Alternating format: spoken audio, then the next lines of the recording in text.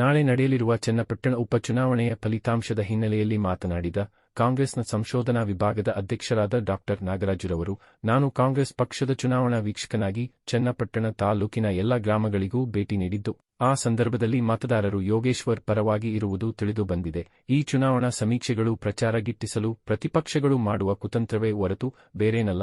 ಈ ಹಿಂದಿನ ಚುನಾವಣೆ ವೇಳೆ ಪ್ರತಿಪಕ್ಷಗಳು ಇದೇ ರೀತಿ ಸುಳ್ಳು ಸಮೀಕ್ಷೆಗಳನ್ನು ನಡೆಸಿ ಕರ್ನಾಟಕದಲ್ಲಿ ಕಾಂಗ್ರೆಸ್ ಬರುವುದಿಲ್ಲ ಎಂದು ವಾದ ಮಾಡಿದ್ದರು. ಆದರೆ ಸಮೀಕ್ಷೆ ಸುಳ್ಳಾಗಲಿಲ್ಲವೇ? ಅದೇ ರೀತಿ ಈ ಬಾರಿ ಯೋಗೇಶ್ವರ್ ರವರು ಭರ್ಜರಿ ಗೆಲುವು ಸಾಧಿಸಲಿದ್ದಾರೆ. ಚನ್ನಪಟ್ಟಣದಲ್ಲಿ ಕಾಂಗ್ರೆಸ್ ಪರವಾದ ಮತದಾರರು 55% ಇದ್ದು, ಎನ್ಡಿಎ ಮೈತ್ರಿಕೂಟಕ್ಕೆ 35% ಮತದಾರರಿದ್ದಾರೆ. ಉಳಿದಂತೆ 10% ಇತರೆ ಮತದಾರರಿದ್ದು, ಗೆಲುವು ಕಾಂಗ್ರೆಸ್ ಪಕ್ಷದ್ದಾಗಿರುತ್ತದೆ ಎಂದು ಮಾತನಾಡಿದ ಅವರು, ಜಮೀರ್ ಹೇಳಿಕೆಯಿಂದ ಚುನಾವಣೆಯಲ್ಲಿ ಯಾವುದೇ ಹಾನಿಯಾಗಿಲ್ಲ. ಉಪಮುಖ್ಯಮಂತ್ರಿ ಡಿಕೆ ಶಿವಕುಮಾರ್ ಹಾಗೂ ಡಿಕೆ ಸುರೇಶ್ ರವರು ತಮ್ಮ ಶಕ್ತಿ ಮೀರಿ ಚುನಾವಣಾ ಕೆಲಸ ಮಾಡಿದ್ದು, ಈ ಬಾರಿ ಗೆಲುವು ನಮ್ಮದೇ ಎಂದು ತಿಳಿಸಿದರು. ಚನ್ನಪಟ್ಟಣದ ಸುತ್ತಮುತ್ತಲ ತಾಲೂಕುಗಳಾದ ರಾಮನಗರ, ಮಾಗಡಿ, ಕನಕಪುರ, ಮದ್ದೂರು, ಮಂಡ್ಯಗಳಲ್ಲಿ ಉಪಚುನಾವಣೆ ಫಲಿತಾಂಶದ ಮೇಲೆ ಹಲವು ಕಾರ್ಯಕರ್ತರು ಪಂದ್ಯ ಕಟ್ಟಿರುವುದು ತಿಳಿದುಬಂದಿದೆ.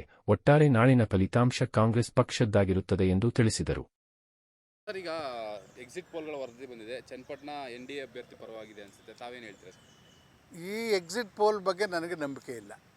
ಇದು ಹಿಂದೆನೂ ಮಾಡಿದರು. ಇವರೆಲ್ಲ ಒಂದು BJP ಮತ್ತು JDS ಒಂದು ಪರವಾಗಿ ಕೆಲಸ ಮಾಡಿದ್ದಾರೆ. ಈ ಸಂಸ್ಥೆಗಳು ಯಾರು ನಿಜವಾದಂಥ ಸಂಸ್ಥೆಗಳಲ್ಲ ಇವು.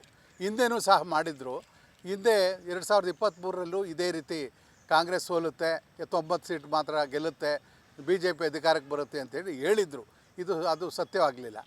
ಅವರ ಎಕ್ಸಿಟ್ ಪೋಲ್ ಏನಿತ್ತೋ, ಅವರೇನು ಚುನಾವಣಾ ಥರ ಏನು ಸಮೀಕ್ಷೆ ಮಾಡಿ ಹೇಳಿದ್ರು, ಅದು ಸುಳ್ಳಾಯಿತು. ಕಾಂಗ್ರೆಸ್ ಪಕ್ಷ 136 ಸೀಟ್ಗಳನ್ನು ಗೆದ್ದು ಕಾಂಗ್ರೆಸ್ ಸರ್ಕಾರ ರಚನೆ ಆಯಿತು. ಇದು ಸುಳ್ಳು. ಇದ್ರ ಬಗ್ಗೆ ಎಕ್ಸಿಟ್ ಪೋಲ್ ಬಗ್ಗೆ ನನಗೆ ನಂಬಿಕೆ ಇಲ್ಲ.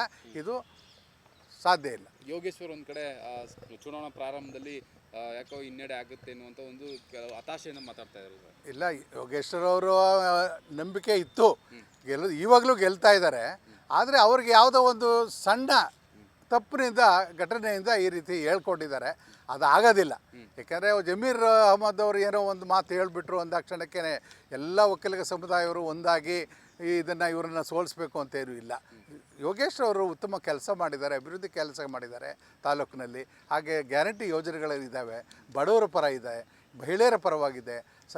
ಮುಖ್ಯಮಂತ್ರಿಗಳು ಬಹಳಷ್ಟು ಕೆಲಸ ಮಾಡಿದ್ದಾರೆ. ಹಾಗೆ DK ಶಿವಕುಮಾರ್ ಅವ್ರ ನಾಯಕತ್ವ ಇದೆ, DK ಸುರೇಶ್ ಅವರ ನಾಯಕತ್ವ ಇದೆ.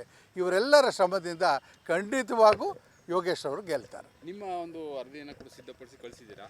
ಸೊ ಆ ವರದಿನಲ್ಲಿ ಏನಿದೆ ಸರ್? ನಾವು ಮೈಸೂರು ಜಿಲ್ಲಾ ಕಾಂಗ್ರೆಸ್ ಸಂಶೋಧನಾ ವಿಭಾಗದ ವತಿಯಿಂದ ಚನ್ನಪಟ್ಟಣ ಕ್ಷೇತ್ರಾದ್ಯಂತ ಎಲ್ಲ ಜನರನ್ನು, ಮತದಾರರನ್ನು ನಾವು ಭೇಟಿ ಮಾಡಿ ಎಲ್ಲ ಹಳ್ಳಿಗಳಿಗೆ ಹೋಗಿ ನಮ್ಮ ಅಧಿಕಾರಿಗಳ ಸಹಕಾರದಿಂದ, ನಿವೃತ್ತ ಅಧಿಕಾರಿಗಳ ಸಹಕಾರದಿಂದ ನಾವು ಕೆಲಸ ಮಾಡಿದ್ದೇವೆ.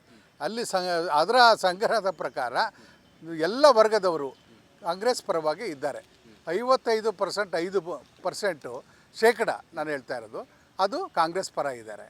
ಮತ್ತು JDS ಮತ್ತು NDA 34.5% ಇದೆ ನಮ್ಮ ಸಮೀಕ್ಷೆ ಪ್ರಕಾರ. ಅದಾದರೆ 10% ಇತರರಿಗಿದೆ.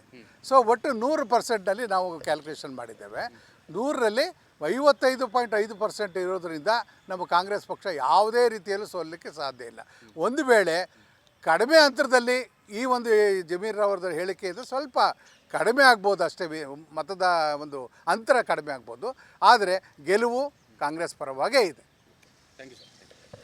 ಸದಾ ನಿಮ್ಮ ಸೇವೆಯಲ್ಲಿ ಪ್ರಜಾ ಭಾರತ ನ್ಯೂಸ್ ವೀಕ್ಷಕರೇ, ಸಾಮಾಜಿಕ ನ್ಯಾಯಕ್ಕಾಗಿ ನಮ್ಮ ಚಾನೆಲ್ ಸಬ್ಸ್ಕ್ರೈಬ್ ಮಾಡಿ, ಶೇರ್ ಮಾಡಿ, ಲೈಕ್ ಮಾಡಿ.